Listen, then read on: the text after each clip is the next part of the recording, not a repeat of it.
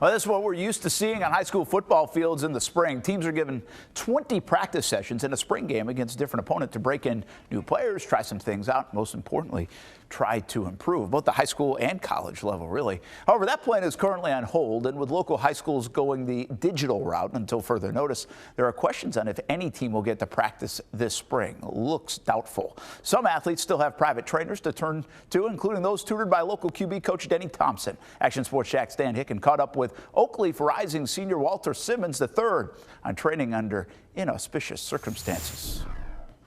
Just trying to improve on just getting better in the sense of football-wise, like getting my reads down and everything, and keeping my ball how it is, and just keep my feet active and being able to run and everything.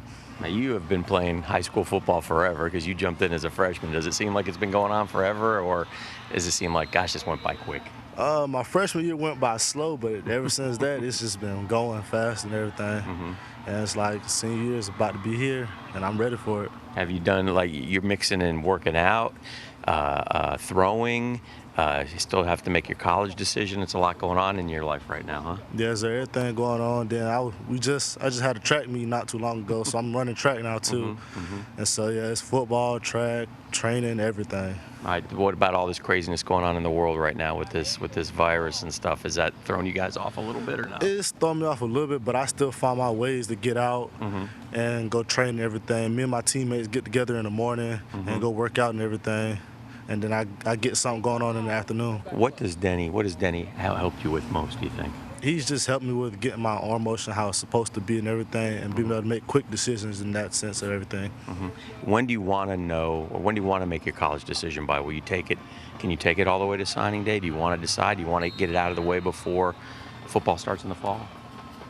We were supposed to be making a decision at the end of spring, but with everything going on in the world today, we're probably going to do it either later on or earlier. Depends on how everything goes.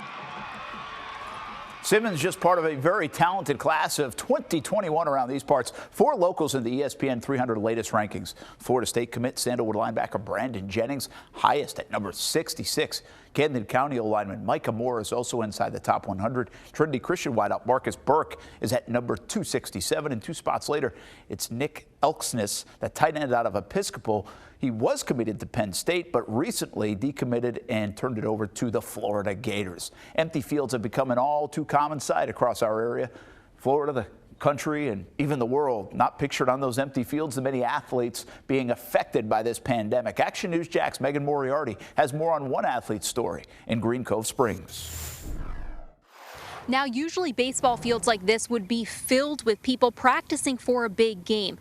But look how empty it is. This is going to be the new norm across the country for schools and divisions as they suspend its season amid coronavirus outbreaks. Clay County High School senior Caleb Parks has been playing baseball since he could pick up a bat. I'm 18 now, probably since I was 3 or 4, so 14, 15 years. It's been a long time. He's a pitcher for the high school's baseball team, but has been sitting in the dugout cheering on the Blue Devils since he was in 6th grade. As soon as I stepped in the dugout, home run.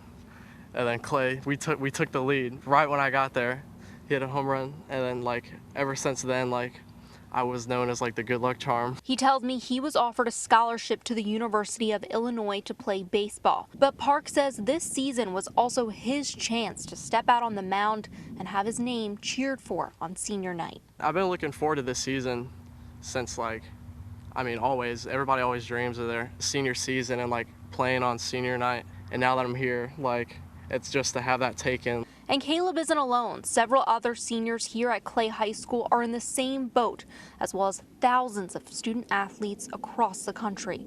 Still, Parks is hoping for a miracle. Everybody was still trying to stay optimistic about maybe we'll get our season back. Reporting in Clay County, Megan Moriarty, CBS 47, Fox 30, Action News Jax. Tough deal. Got to stay working out, got to stay active and ready, though. High school soccer wrapped up its season a few weeks ago. Handed out some hardware just the other day. Chloe Uliano named 4A Player of the Year after a Bishop Kenny State Championship. Remember, 4 out of 5 teams that made it to the finals brought home the gold, including Bowles, as the Lady Dogs continued their dynasty with Olivia Candelino, the 3A Player of the Year. And speaking of dynasties, there's none better than St. John's Country Day School. Paige Cruz wins the 2A honor. All 3 will be eligible to be named Miss Florida Soccer Players of the Year. On the boys' side, The Fletcher Beach Rats didn't win a title, but their star Brian Schaefer turned some heads, netted 24 goals, assisted on 30 more for the Senators. Schaefer won 6A Boys Player of the Year. He's headed to USF next year. Action Sports Jax Primetime, Saturday at 10:30 on Fox 30.